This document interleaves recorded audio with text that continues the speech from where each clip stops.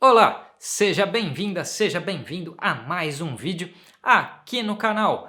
Eu sou Armando Vernalha Júnior, fotógrafo, professor, youtuber, músico, cinegrafista, tomador de café, de água e de outros líquidos também.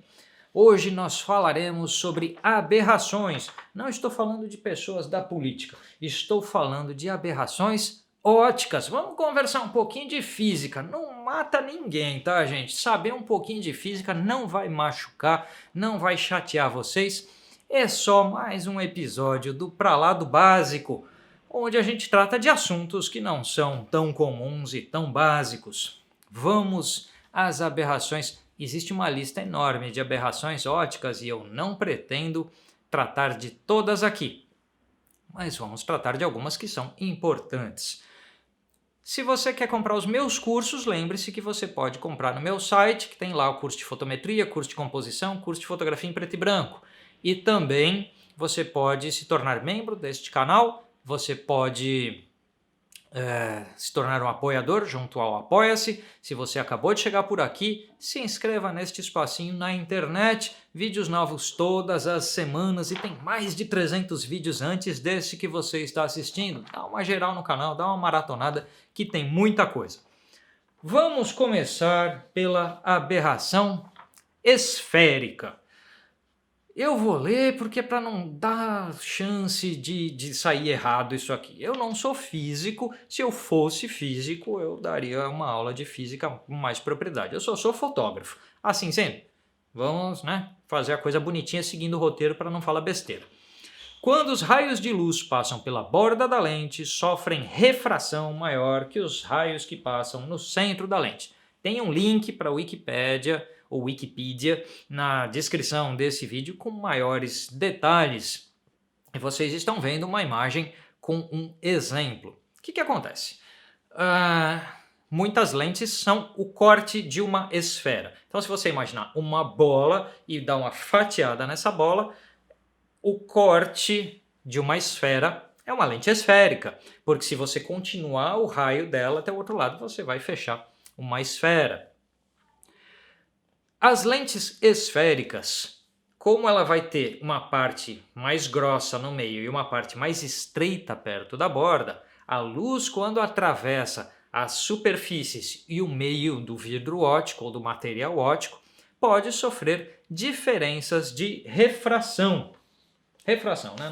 Não vamos confundir os efeitos da física. E essas diferenças de refração fazem com que os raios de luz não necessariamente sejam projetados com a mesma precisão e pontaria lá para dentro da câmera, e assim sendo você tem a aberração esférica. A aberração esférica faz com que a qualidade de imagem nas bordas seja pior do que a qualidade de imagem no centro. Isso acontece com inúmeras lentes objetivas aí no mercado. Como é que você evita isso do ponto de vista do fotógrafo, do ponto de vista do fabricante? A primeira coisa que se faz para contornar esse problema é o uso das lentes asféricas. Uma lente asférica é uma lente que não é o corte de uma esfera. Ela tem um outro formato, que ela pode ser o corte de uma elipse, o corte de uma outra coisa com outro formato, que não é uma esfera. Então a solução mais comum é o uso de elementos asféricos na objetiva. Então quando você vai comprar uma lente, você olha lá e fala, essa lente tem elementos asféricos. Você acaba de descobrir que esses elementos estão lá para corrigir a aberração esférica e assim tentar obter uma maior nitidez também nas bordas do quadro. E uma vez que você já tem uma lente, o que você faz? Fechando a abertura de diafragma, quando você trabalha um pouco mais fechado e não na abertura máxima, você começa a melhorar também a nitidez das bordas da imagem. Melhorando a nitidez das bordas da imagem, você está reduzindo os efeitos da aberração esférica. Próxima, coma ou aberração de coma. Surge de imperfeições na lente, de imperfeições no material óptico, que fazem com que elementos na sua imagem que teriam a forma de pontos não tenham mais a forma de um ponto, mas sim uma forma mais alongada. Porque um ponto é uma bolinha, né? Então se você pegar esse ponto, uma bolinha, e dar uma borrada assim para o lado, ela vai começar com a forma de um pequeno cometa. Essa é a aberração de coma, ou aberração coma. O que acontece? Você vai fotografar lá um céu estrelado, vai fazer uma astrofotografia. Às vezes as estrelas que aparecem bem no centro do seu quadro são pontinhos bonitinhos, e as estrelas perto da borda do seu quadro parecem umas vírgulas assim, parecem uns cometinhas, parecem uns triângulos. Essas aberrações geralmente são a aberração de coma. Pode ser umas outras aberrações, aberração cromática que a gente já vai falar, mas muitas vezes é o coma. Como é que você corrige isso? Uma das soluções comuns no design de lentes, né, no projeto de lentes, é o uso de vidros óticos de melhor qualidade. Não necessariamente a gente está falando daqueles vidros chamados de baixa dispersão ou ultra baixa dispersão, que a gente vai falar daqui a pouco deles. Mas apenas um vidro óptico com menor teor de imperfeições, menor teor de impurezas. Então um vidro óptico mais caro, que é melhor, que é mais bem elaborado, é mais puro, é um cristal de mais alta pureza e assim vai sofrer menos com certas imperfeições de sua superfície, do seu interior, gerando uma menor taxa de aberração de coma. E novamente, fechando a abertura do diafragma, você reduz o efeito. Você não corrige o efeito, mas você reduz o efeito, porque ao fechar o diafragma você está aumentando profundidade de campo e nitidez atrelada ao sistema óptico da sua lente. Tecnicamente você está fazendo um negócio que é reduzir o tamanho do círculo de confusão. Coloca no Google esse círculo de confusão para ver o que é. É física também. E eu vou colocar um link, acho que na descrição aqui. Deixa eu virar a luz um pouquinho mais para mim aqui. Isso, melhor. Acho que eu tinha esbarrado. E então, fechando um pouco o diafragma, você também melhora o desempenho na aberração de coma. Por fim, a gente tem a aberração cromática. Depois da coma, a croma, né? Cromática. O que acontece com a aberração cromática? Você tem as variadas luzes visíveis no espectro. Então, imagina o arco-íris, né? Você tem todas as cores visíveis, os comprimentos de onda perceptíveis pelo olho humano. Comprimento de onda diferente.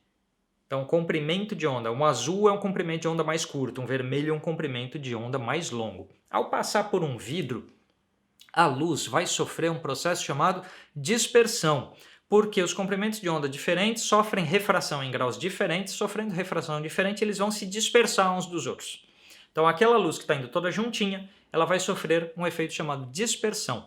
Quando um comprimento de onda desse se afasta dos outros, ele vai gerar um resultado de imagem, que vocês estão vendo aí uma imagem, que é geralmente uma borda colorida na imagem. Então a aberração cromática no azul faz o azul virar um roxo, um magenta, alguma cor, virar uma bordinha fora de foco da imagem. Então a aberração cromática é nem todas as cores conseguiram ser focadas juntas no mesmo ponto. Uma cor deu um desvio e apareceu meio que em volta do que interessava. A aberração cromática é provavelmente a aberração mais comum que a gente observa no dia a dia fotográfico. Das aberrações anteriores que a gente discutiu, essa é a única que você tem controles de software para ela. Você vai lá na conversão do seu arquivo RAW, no seu software de edição, e tem lá os controles de ótica onde você pode reduzir a aberração cromática ou até eliminar. E tem controle manual para você interferir na aberração cromática. Então, de todas as que a gente conversou, né, o coma e a aberração esférica, a gente pode até dizer que a aberração esférica vai gerar uma perda de nitidez, que existem comandos de nitidez de software, mas ele não vai agir só no problema, ele vai agir na imagem inteira. Já os comandos de controle de aberração cromática tentam atuar sobre algo específico.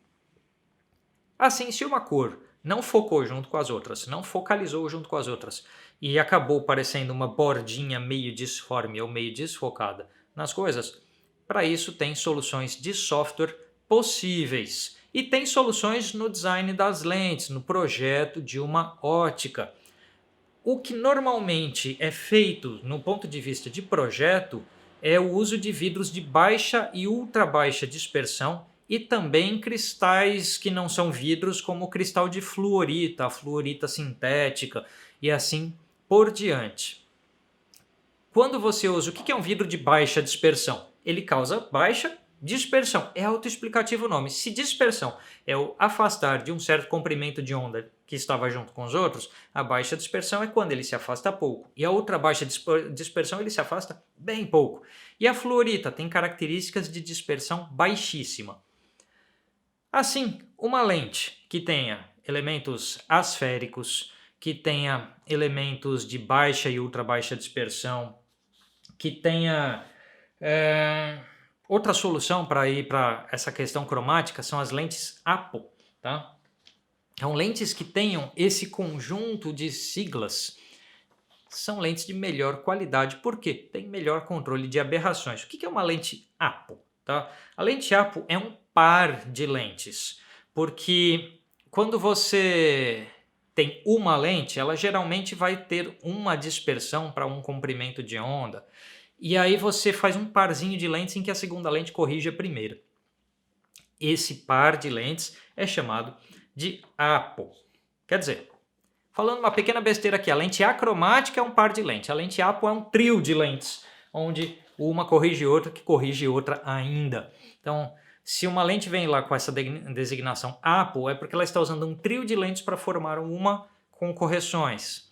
Se vem com o termo acromática, um par de lentes para fazer uma correção.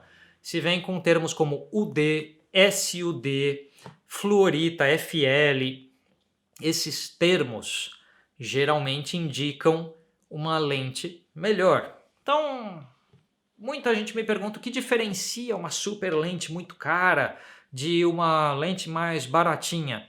Basicamente é isso. Controle de aberrações através do uso de materiais melhores. Então você tem lentes apocromáticas, lentes de baixa dispersão, lentes de ultra baixa dispersão, vidros óticos da mais alta qualidade para não sofrerem com aberração de coma, lentes asféricas para não sofrer com aberração esférica.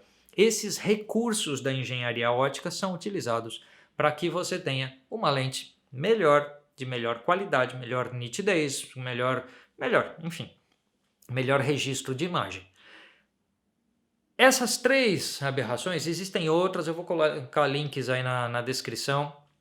Essas três são exemplos facilmente encontráveis na bibliografia fotográfica e que vocês vão se deparar com isso mais vezes, tá? Vocês vão se deparar com esses defeitos mais vezes. E aí você vai ter que fazer escolhas técnicas, como usar uma abertura de diafragma mais fechada, por exemplo, para combater uma aberração esférica. Ou você vai escolher para comprar uma lente com cristais melhores para assim combater a aberração cromática, ou você vai estudar como faz o combate a essa aberração cromática no seu software de preferência. Mas, de forma geral, uma melhor qualidade de imagem será obtida quando você tiver meios de combater as aberrações. Seja porque comprou uma lente melhor, seja porque fez um tratamento melhor via software. Aberração cromática não faz com que a sua fotografia seja necessariamente melhor ou pior. O que faz uma foto ser boa, eu já discuti num vídeo aqui o que é uma boa foto, que é mais relacionado à composição, ao tema, à sua abordagem do tema. Se você quer saber mais sobre composição, compre o meu curso de composição em fotografia, porque ali tem 5 horas e pouco debatendo isso e você tem acesso ao grupo do Telegram, acesso direto à minha pessoa para tirar dúvidas e assim você pode melhorar na sua composição fotográfica. Eu também tenho curso de fotometria para que você estabilize a sua técnica. E tem o curso de preto e branco. Se tem uma coisa que acontece é que foto preta e branca você resolve o problema da aberração cromática. Tudum, ps, né? Aquela piada sem graça de fotógrafo assim. Mas efetivamente a aberração cromática não é um problema em fotos em preto e branco. Embora a pequena perda de nitidez que uma aberração cromática gera, ela atua em preto e branco. Ela só deixa de ser visível como um defeito cromático e passa a ser visível como uma perda de nitidez. Tá joia, gente? Esse foi um resumo, tá, da questão das aberrações. Não dá para a gente aprofundar isso sem de repente colocar um laboratório de física para mostrar exemplos de dispersão de luz e assim por diante, mas todo mundo que passou pela escola, que fez aquele exercicinho lá com prisma para separar luzes, ou que viu o disco do Pink Floyd, que tem lá um prisma e a luz está sofrendo o que ali? Dispersão, tá? Separando-se nos seus comprimentos de onda. E é contra isso que os fabricantes de lentes lutam, criando lentes melhores, tá bom? Isso foi por hoje, seja membro aqui do canal, apoie este canal, se esse vídeo te ajudou de alguma forma, compartilhe, curta, comenta, coloque suas dúvidas aí embaixo e a gente se vê no próximo vídeo. Tchau!